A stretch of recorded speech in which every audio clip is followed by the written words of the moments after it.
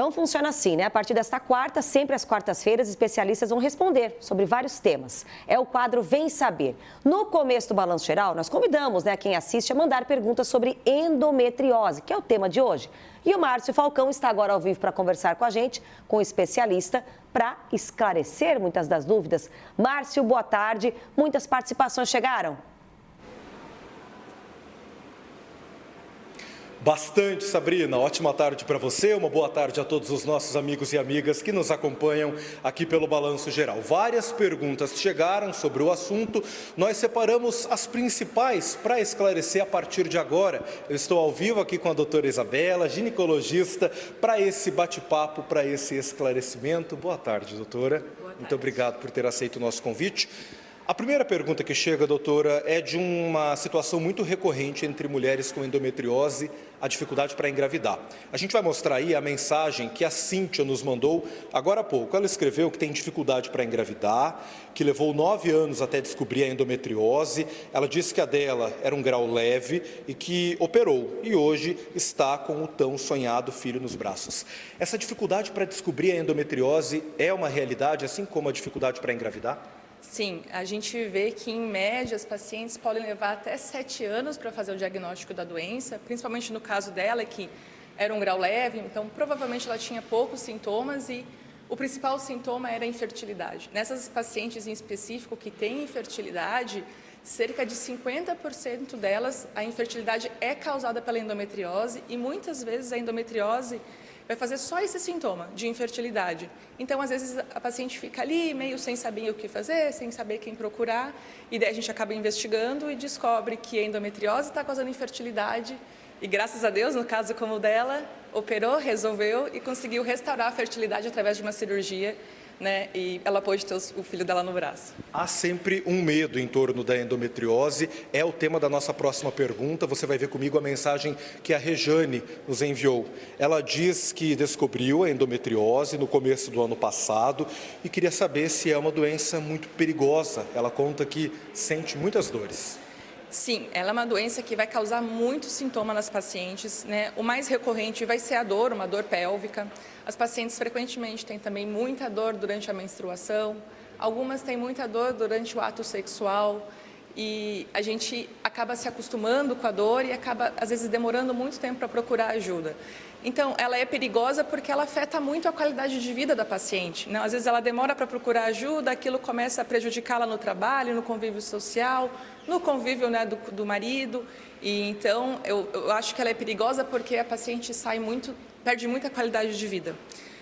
E com um tratamento bem feito, né? Lembrando que nem sempre a gente vai operar a paciente com endometriose, e muitas vezes a gente vai tentar um tratamento clínico, mudança de hábitos de vida, que é super importante, né? Exercício físico, uma alimentação saudável vai impactar muito na melhora dessa qualidade de vida da paciente com endometriose, mas muitas vezes a gente vai ter que operar a paciente para ressecar essas lesões e restaurar, sim, a qualidade de vida e diminuir essa dor da paciente. A gente fala agora também, doutora, um pouco sobre o diagnóstico, sobre a descoberta da doença. É o que pergunta para a gente a Jéssica. Vamos compartilhar agora a mensagem dela. Ela pergunta qual que é o exame que é bom para investigar, para diagnosticar a endometriose. A gente não tem um exame que seja perfeito e maravilhoso, que a gente vai conseguir bater e diagnosticar todas as pacientes.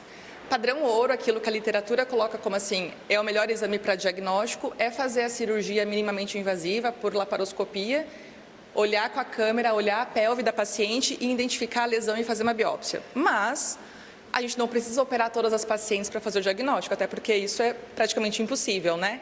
Então, a gente tem alguns exames que nos orientam muito bem, depois de fazer uma anamnese, um exame físico, né? Ver a história da paciente, se é compatível ou não com uma endometriose.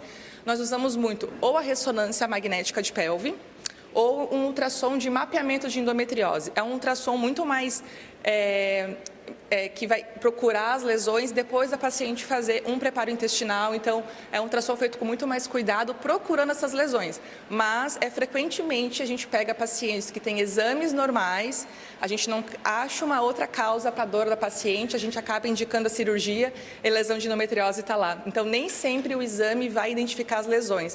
Às vezes, a gente vai precisar, sim, fazer uma cirurgia para conseguir dar o diagnóstico. Caminhando para a reta final, doutora, a gente também tem uma pergunta da Daiane. Ela diz o seguinte, ela gostaria de saber se depois que a mulher entra na menopausa, a endometriose se cura, é o questionamento dela. Sim, frequentemente, depois que a mulher entra na menopausa, as taxas hormonais caem bastante, né? A endometriose, ela precisa do hormônio feminino para conseguir se proliferar e fazer os sintomas. Os sintomas melhoram muito na endometriose, mas então vale lembrar que essa paciente que tem endometriose, quando ela for fazer reposição hormonal, ela tem que ter um cuidado muito importante, porque obrigatoriamente ela tem que usar o hormônio progesterona junto, para evitar que os sintomas da doença voltem, mesmo após a menopausa, por conta da reposição hormonal. Então, sim, em geral, melhoram bastante os sintomas da menopausa, a gente quase fala que cura, mas a gente tem que ter muita atenção na hora de fazer reposição hormonal nessa paciente. Rapidamente, a mensagem final para as nossas amigas de casa é realmente de não normalizar a dor, como falávamos há pouco. Sim, então não é normal a gente sentir dor. A gente não pode ter dor na relação sexual, a gente não pode ter cólicas, a gente não pode ter dor pélvica. Então, procure ajuda, não faça negligência do seu corpo, né? Se você acha que alguma coisa não está normal, procure teu ginecologista para a gente poder tratar e restaurar a tua qualidade de vida, para a gente continuar sendo feliz no convívio dos amigos e poder trabalhar em paz e desfrutar o bom da vida. Doutora Isabela, muito obrigado pela disponibilidade. Primeira entrevista da doutora Isabela. Estávamos aqui quebrando o gelo agora há pouco, saiu muito bem, parabéns. Obrigado mais uma vez pela disponibilidade.